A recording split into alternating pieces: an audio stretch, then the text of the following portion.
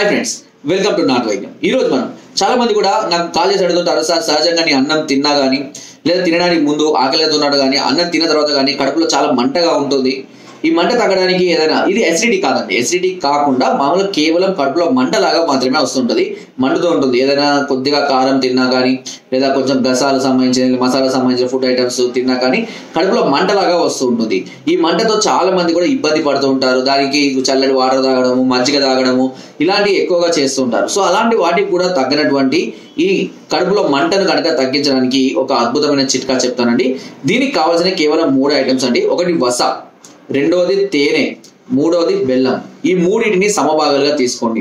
వస అనేది మనకు అన్ని రకాల ఆయుర్వేదిక్ షాప్లో లేదా ఇప్పుడు మామూలుగా సూపర్ మార్కెట్లో కూడా లభిస్తున్నాయి, చౌదాపూడి దుకాణంలో కూడా లభిస్తున్నాయి.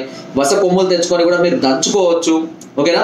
లేదా ఆన్లైన్ ద్వారా కూడా తెప్పించుకోవచ్చు. డైరెక్ట్ వస చూర్ణం కూడా మనకు అందుబాటులో ఉందండి. ఇప్పుడు మనం చేయవలసిందల్లా ఏంటంటే ఒక 1/2 చెంచాడు వస చూర్ణం, ఒక 1/2 చెంచాడు నేను చెప్పినట్టుగా బెల్లం, ఓకేనా? మెత్తడి బెల్లం. ఇంకోటి ఇలా 2-3 రకాల బెల్లాలు ఉంటాయి, ఉప్పు బెల్లం అవి ఇవి తెల్ల, అది కాదండి, మంచి బెల్లం తీసుకోండి, అంటే తీయటి బెల్లం తీసుకోండి. అది కూడా ఒక 1/2 చెంచాడు వేసేసి 1 చెంచాడు తేనెతోటి వీటిని మంచిగా కలుపుకొని, ఓకేనా? ప్రతిరోజు ఉదయం పూట అన్నం తిన్న తరువాత లేదా తినడానికి ఒక అరగంట ముందు కానివ్వండి, ఉదయం రాత్రి 2 పూటలా కనుక తీసుకుంటూ ఉండాలి.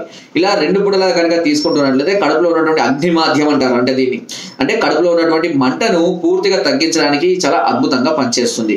అండ్ ప్రతిరోజు కనుక ఇలా తీసుకుంటున్నట్లయితే కొద్ది రోజులు ఈ సమస్య పూర్తిగా ఉపశమనం కలుగుతుంది. అండ్ జీర్ణక్రియ కూడా మెరుగుపడుతుంది.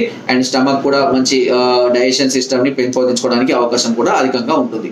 సో కాబట్టి ఈ చిట్కాను ఫాలో అవ్వండి. చాలా మంది ఈనోల్ తాగడం కానివ్వండి, లేదా రకరకాలైనటువంటి ప్యాంటప్రోజాలు, ఎస్మోప్రోజాలు ఇలాంటి చాలా రకాల టాబ్లెట్స్ కూడా వాడుతూ ఉంటారు.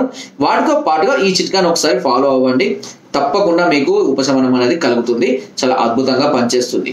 అండ్ ఒకవేళ ఎసిడిటీ అలాంటి ఏమైనా ఉంటే కనుక మామూలుగా జీలకర్ర కానివ్వండి, వాము కానివ్వండి, ఇలాంటి సోంపు ఇలాంటివి అధికంగా ఉపయోగించుకోవడం వల్ల ఈ ఎసిడిటీ కూడా పూర్తిగా అదుపులోకి రావడానికి అవకాశం ఉంటుంది. అయినా కూడా ఇంకా ఏదైనా సమస్యగా ఉంది అంటే మేబీ అది నాభి నొప్పి కానీ ఇంకా మరే ఇతర విషపూరితం చేరడం వల్ల వచ్చినటువంటి సమస్యలు కానివ్వండి ఉన్నట్లయితే కనుక ఒకసారి మమ్మల్ని సంప్రదించండి. కింద స్క్రోల్ నెంబర్స్ కి ఫోన్ ద్వారా, వాట్సాప్ ద్వారా లేదా కింద డిస్క్రిప్షన్ లో ఉన్నటువంటి మా యొక్క అడ్రస్ కూడా నేరుగా వచ్చి మమ్మల్ని సంప్రదించి మీ అన్ని రకాల సమస్యలకు సలహాలని, సూచనలు, మెడిసిన్స్ కూడా పొందవచ్చు. అండ్ మీరు రాలేని పరిస్థితులు అంటే కొరియర్ ద్వారా కూడా మెడిసిన్ తెప్పించుకునే అవకాశం మీకు నాట్ వైద్యం ఛానల్ అందిస్తుంది. Thank you friends.